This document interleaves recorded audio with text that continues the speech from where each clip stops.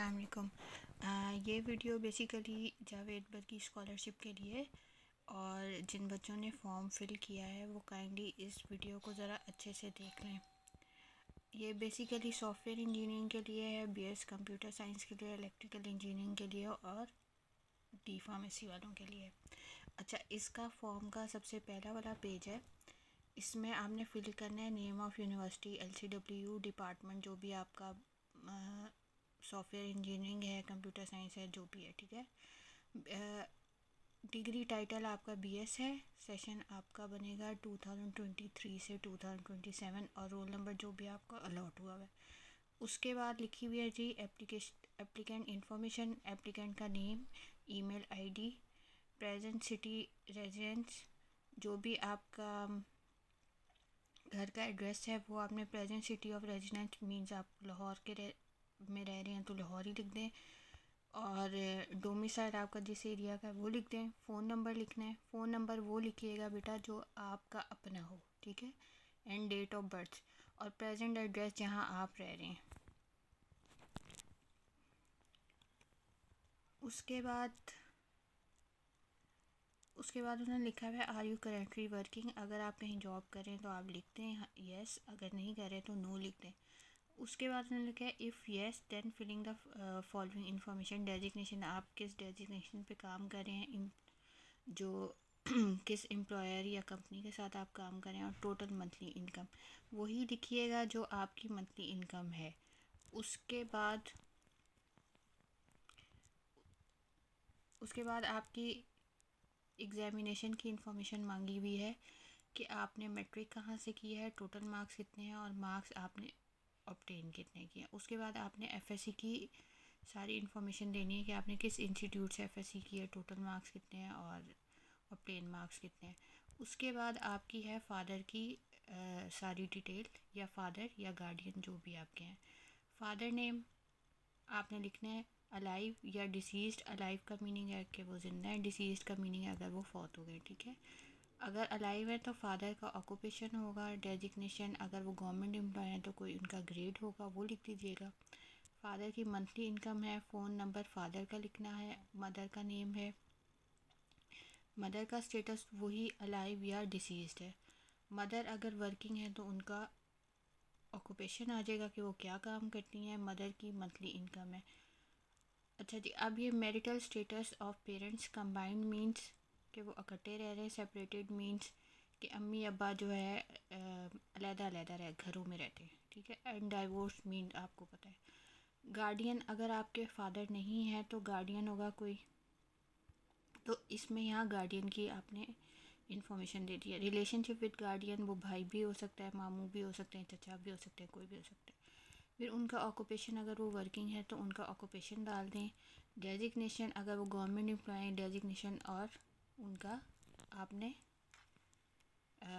Grade डाल देना। उसके बाद फैमिली फाइनेंशियल डिटेल्स है कि फ़ादर की इनकम कितनी है, income from other family members. अच्छा जी, इसमें और income from other family members में आपके बहन भाई और अम्मी सारे आ जाएंगे, ठीक है। इनकम फ्रॉम अदर सोर्सेज कि अगर आपको कोई, जैसे आपका रेंट पे घर है या आपकी लैंड से कोई इनकम आ रही है, या कोई आपको नाना दादी या मामू वगैरह कोई आपको सपोर्ट करें, तो ये सारी इनकम आपने इन 3 बॉक्सेस में लिख के उसके बाद उसको टोटल कर देना है। अच्छा जी, अब मंथली एक्सपेंडिचर में एजुकेशनल एक्सपेंडिचर है आपका, आपके बहन भाइयों का जो भी पढ़ रहे हैं। अकोमोडेशन एक्सपेंडिचर है, इसमें अगर आप रेंटेड घर में रह रहे हैं तो आपकी जितनी रेंट की अमाउंट है वो लिख दें। यूटिलिटी एक्सपेंडिचर है, आपके घर के बिल्स कितने आ रहे हैं, पानी, इलेक्ट्रिसिटी, टेलीफोन और गैस, ठीक है। इनका एक्सपेंडिचर लिख देना है। फूड एक्सपेंडिचर में जो आपके किचन के सारे एक्सपेंडिचर आ रहे हैं। मेडिकल एक्सपेंडिचर उस में आएंगे आपके, जो अगर पेरेंट्स बीमार हैं उनकी दवाइयाँ, जो आपके साथ घर में अगर कोई और बहन भाई या कोई भी बीमार है तो उसके मेडिकल एक्सपेंडिचर आ जाएंगे। अदर एंड मिसलिनियस एक्सपेंडिचर में आपके आ जाएंगे, जैसे आपकी ट्रैवलिंग आ गई, घर वालों की ट्रैवलिंग आ गई, या आप लोगों के मोबाइल बिल, जैसे आप मोबाइल को रोड करते हैं वो सारा कुछ आ जाएगा। फिर आपने टोटल एक्सपेंडिचर इसको टोटल सबको आपने सब बॉक्सेस को फिल करने के बाद उसको टोटल कर लेना है। अच्छा जी, अब आपकी फैमिली एसेट्स हैं, ठीक है। फैमिली एसेट्स में उन्होंने लिखा हुआ है नेचर ऑफ हाउस। आप अपने घर में रहते हैं, रेंटेड घर में रहते हैं, या गवर्नमेंट ने आपको घर दिया हुआ है, ठीक है। उसके बाद फिर एक और बॉक्स है any family other family assets, जैसे आपके व्हीकल हैं, जैसे आपकी गाड़ी है, जो गांव वाली साइड पे रहते हैं उनकी गाय भैंसें होती हैं या बकरियां होती हैं फिर प्लॉट्स हैं, अ, किसी का एग्रीकल्चर लैंड होता है, मतलब एकर्स में लैंड होता है, वो लिख दे। फिर किसी का कोई और घर होता है, मतलब जैसे अम्मी अब्बा ने कोई और घर लिया होता है, तो वो लिख दें, ठीक है। उसके बाद लिखा हुआ है are you availing any other scholarship.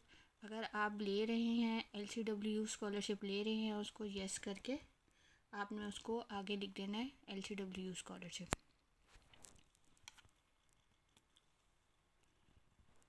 अच्छा जी, अब इसके बाद इसमें लिखा हुआ है why do you need Javed Warki scholarship, ठीक है जी। अब इसमें आपने स्टेटमेंट ऑफ पर्पस लिखना है कि आपको क्यों रिक्वायर्ड है, आपकी कौन सी ऐसी फाइनेंशियल प्रॉब्लम है कि आपको ये स्कॉलरशिप चाहिए और आप बहुत नीडी हैं, मतलब क्यों चाहिए, ठीक है। और काइंडली इसको इंग्लिश में लिखना है, उर्दू में नहीं लिखना। उर्दू में बेटा ये सारा फॉर्म इंग्लिश में है, तो इसको इंग्लिश में ही फिल करेंगे, ठीक है, इंग्लिश में और करनी है। और 2-3 लाइंस में आपने पर्पस डिफ़ाइन कर देना है कि आपको स्कॉलरशिप क्यों चाहिए। उसके बाद जी एक और है कि distinction awards extra curricular activities including social and community works.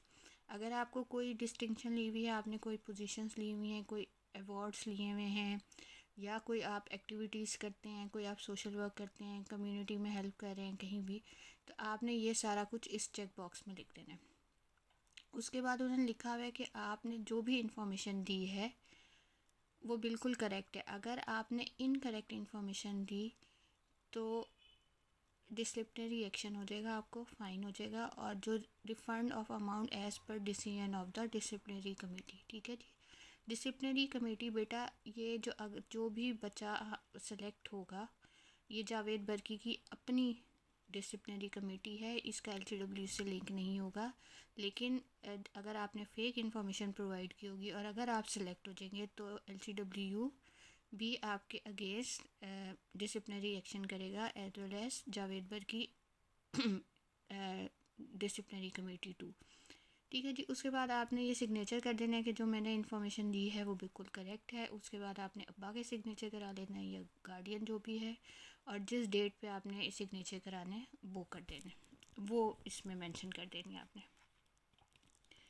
उसके बाद जी ये सारे हमारे फॉर्म्स जो आपने अटैच करना है, इसमें आपने attested copies of your academic certificates, matric का, इंटर का, ये दोनों लगा देने हैं।